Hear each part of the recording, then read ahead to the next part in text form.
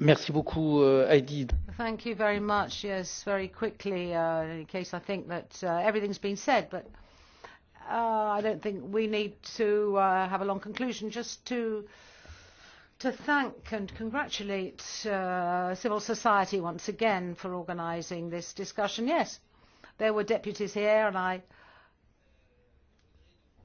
just regret that sometimes, often in this type of discussion, we're talking about personalities or people who are already convinced of the arguments, and I regret that we don't have some groups here today, because it should be cross-cutting, this approach, and there are people who aren't here, and I think all groups should be represented.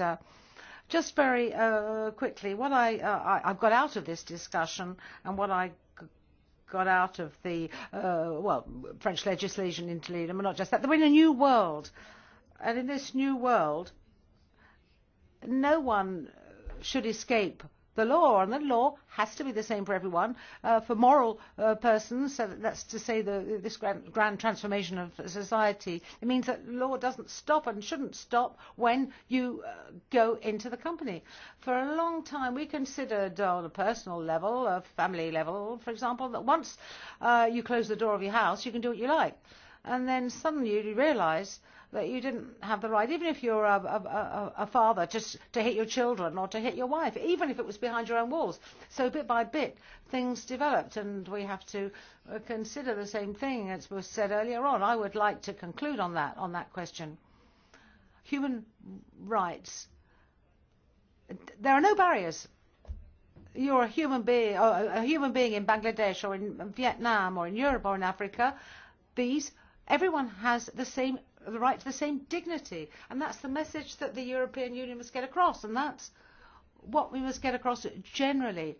I welcome the green card that came from the national parliaments, because they are asking Europe to continue to defend these values, and this is the work that we have to lead together. And I very much like this sentence: responsibility must lie with power, and Europe must give itself the means to restrict those who hold power but who don't want to take responsibility for it. So those people have to be made responsible, because in the comes to the South, unions and other stakeholders, it's important that they know that European law can protect them and allow them to act just as easily outside Europe in front of the court. I'm a legal expert, and I think the independence of justice is absolutely vital if we want to deal legally with these questions. Anyway, very many thanks to everybody who's taken the floor for participating